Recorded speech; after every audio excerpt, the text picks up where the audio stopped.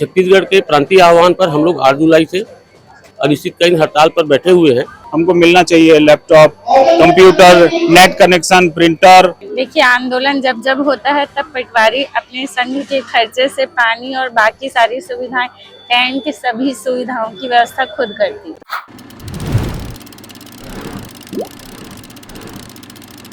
रायपुर के पटवारी नया रायपुर स्थित तूता प्रदर्शन स्थल में प्रदर्शन कर रहे हैं। राजस्व पटवारी संघ की माने तो जब तक सरकार उनकी 32 सूत्रीय मांग को पूरा नहीं करती है तब तक यह आंदोलन जारी रहेगा। छत्तीसगढ़ में करीब 5000 से ज्यादा पटवारी अनिश्चितकालीन हड़ताल पर चले गए हैं, जिससे राजस्व विभाग के सभी कामकाज ठप हो गए हैं। मैं कमलेश तिवारी, अध्यक्ष राजस्व पटवारी संघ जिला शाखा रायपुर।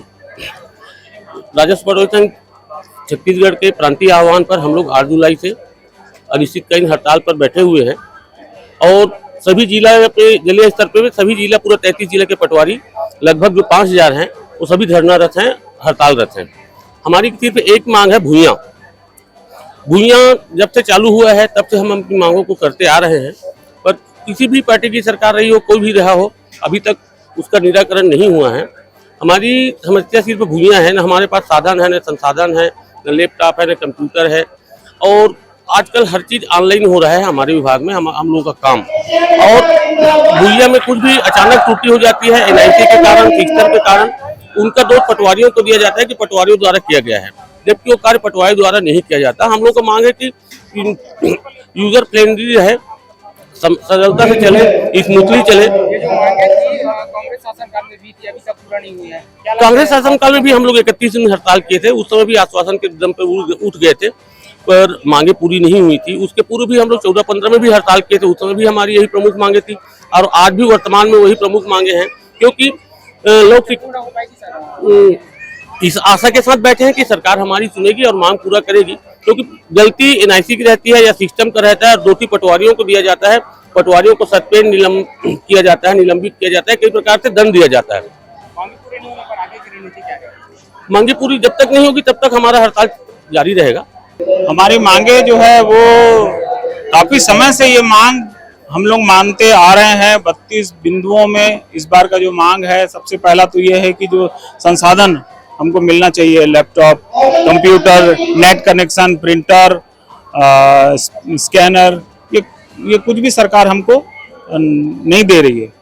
और ना हमारे पास कार्यालय है, ना टेबल कुर्सी है, ना पेटी है, ना अलमारी है। सब हम लोग अपने निजी पैसे से व्यवस्था करके जैसे तैसे काम कर रहे हैं। तो इसकी सुविधा सरकार हमको दे, संसाधन की मांग है।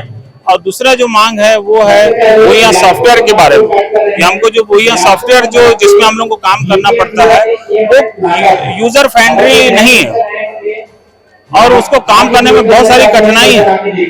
और दूसरा बात यह है कि उस सॉफ्टवेयर में ऐसा क्या पता नहीं कैसा प्रोग्राम किया गया है कि डाटा उसमें जो है चेंज हो जाता है और कई बार ये होता है कि डिजिटल अपने आप हट जाता है।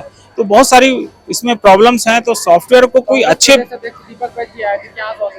दीपक बैस ने भी यही आश्वासन दिया है हम, क्योंकि ये सारी मांगे जो है उस समय भी हम लोग मांगते थे जब कांग्रेस की सरकार थी, डॉक्टर रमन की सरकार थी, उस समय भी हम लोगों की यही मांगे थी और बैस ने भी यही कहा कि हम आपके इन मांगों का समर्थन करते हैं।